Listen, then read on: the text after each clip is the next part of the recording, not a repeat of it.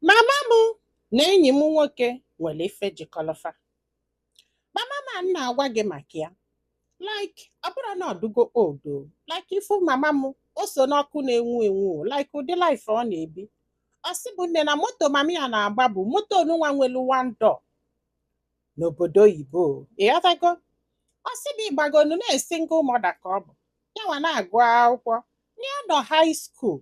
Ya nọ grade 12. Ọ bụrụ na unu maka high school si awa ọkụ n'obodo, ị ga-agụ SK na JK after 4 years o 4 years ka eji ebido akwụkwọ na Canada. Then ịgụsa anya i wee gụkwa 8 years of primary school, 8 good years. Yes. Ọkwa a ga-ewepụkwa ihe SK and JK. Then i wee banyezie high school. If ị ga-agụ high school bụ 4 years, which is grade 9, 10, 11, 12. Ịkwụsị na grade 10, ịmana finish go high school. Mana ịkwụsị na grade 12, ịmana ịgụsigo high school mee diploma. So university bụ ịpasịrị out. Ị ga-anọ na grade 11, grade 12, ndị university na-eweta ndị gị akwụkwọ ịghọta now. So ịpasịrị out, you go to university straight away.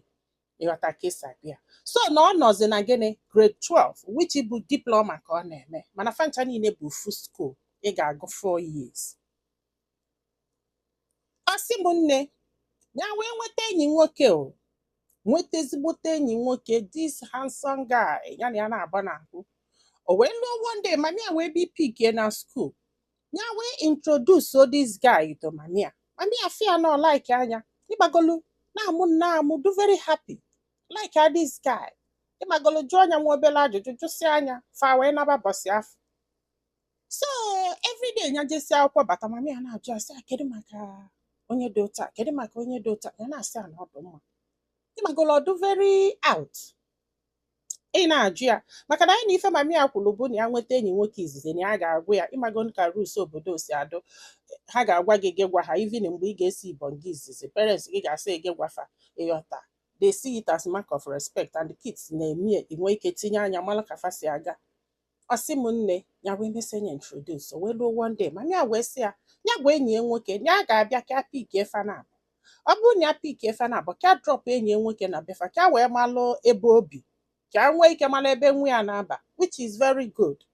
Ya wee kwalụ o wee lụọ ụbọchị afọ ya wee gwasị enyi ya nwoke mami ya wee bibulufa ka agbasa school. Ya wee mepee ọnụ ụzọ maka na ọ n'iru ka a na-anọ mami ya na drop ya before like she said before na mami ya nwere moto nwere one door. Ịmara moto anụnwa ga-abụ onwe azụ onwe one door before ịbanye na ya ibunye dị moto elu onye ga-anọ n'azụ abanye ibutuo wee nọlụ n'iru. So ya wee bunye dị moto elu ka enyi nwoke gaa n'azụ mami ajụ si ya na yanwa gaa n'azụ ka enyi nwoke nọlụ n'iru. Na wee sị ya ka maka ihe ọ ka ịbọsị nke a bido. Ya na mbanụ na-enyi nwoke kwesịrị ịnọ n'azụ yanwa nọlụ n'iru. Ọ sị ya mba o na yanwa ga-anọ n'azụ ka enyi nwoke nọlụ n'iru. Ọ sị m na fa azọbakwa ya enyi nwoke gba nkịtị kwụla ebe afọ. Mami ya na-eme insist si enyi achọrọ ịjụ ajụjụ na achọrọ ime naanị achọrọ ime ibie nya sị ya mba ọ bụgodo na ajụjụ na ị ga-ahapụ dịsa ajụjụ today ọ ifu n'iru moto na-ebe nya ga-anọ. Mami ajụ na ajụ iwe wee wuo onye ya wee hapụ mami ya wee jee gbaa bọs wee naba. Ụna amana mami ya bụ olu this guy gaba na befa n'iru moto nyanwa gbazia bọs naba ọpifugo. So nya wee nasịa nalute wee nụ na mami ya drop ya. Maka the guy test ya say thank your mother for dropping me. I had fun this that. Ọ sị m ha wutie ha wutelie too much. Nya wee ruo echie niile na ya gara school because na mgbe first of that thing na few people kwọlụ na-ege ntị ife na-emenụ. So na ya gara school. Olukwa nwanne echi ka mabịa abịa gwa okwu na ọ gwara ya na ya gara school. Ịbago na ya gara school for 3 days. So teacher adụbazia worried wee kpọọ mami ya sị ya kedu ife o jiri wee bịa school. Mami ya wee sị ya na ya mọrọkwa ahụ ọ na-abụnya pụta ụtụtụ na-ejebe ọrụ na ya mọrọ ife o jiri wee bịa school.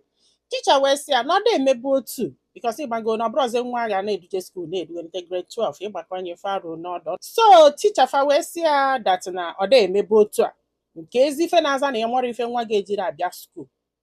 Still mami ya sị na ya mọrọ So teacher ha bụ onye like ya dutoni a na-eme ọfụma na school. Teacher ha wee jụba ụmụ akwụkwọ sị ha nye nọmbịa ka akpọọ ya.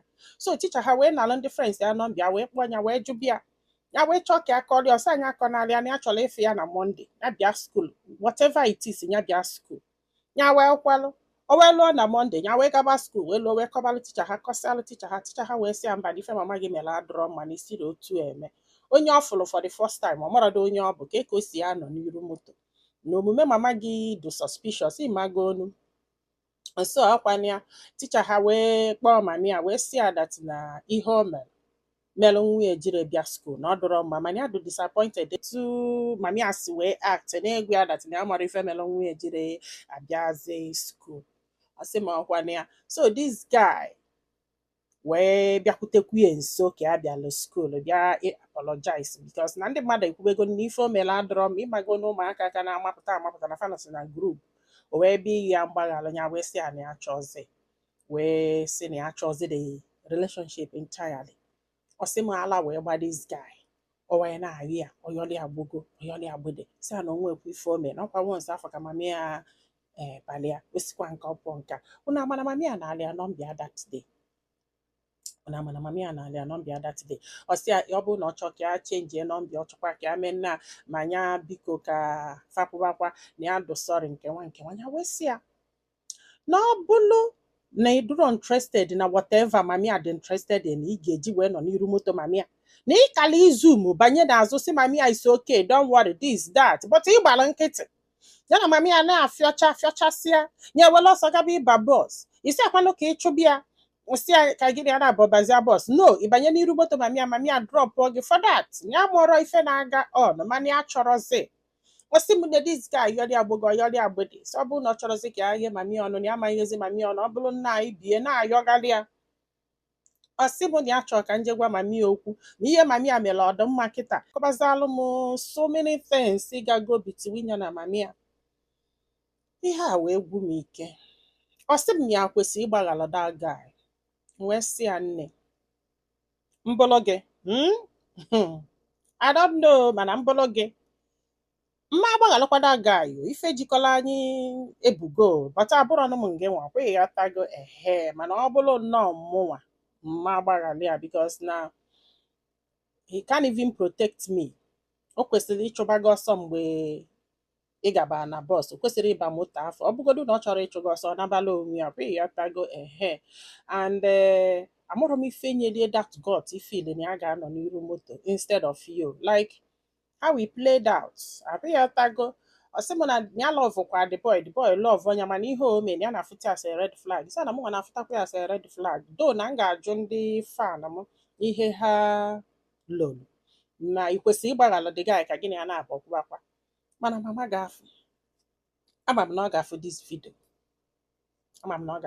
video sọsọ gị ma whatever it is ibu n'uche gị ịkpara agwa ka ụmụaka ịkpara agwa ka okenye achọrọ m ikwu much about you due to na ife anya ekene akwa ịghọtago mana ife imere adọrọ mma ịghọta na that's your child he only apology yes ị kwesịrị ije apologize to her ihe a ime kịta ọdụ ka o nweta enyi nwoke ọzọ ọ ga-agwa gị unu nwa ga-achọ ka enye unu trust unu nwa ga-eji aka unu break that trust I don't understand what is this like I don't know I don't want to go far but the only thing I na-agwa gị bụ apologize to your daughter and try to bring back the trust o nwere ebe na ọ bụkwa ma identally yes you did abịa ya tago mana ndị fans m ga-agwakwu gị how they feel about this ndị be anyị daalụ God n'ụbọchị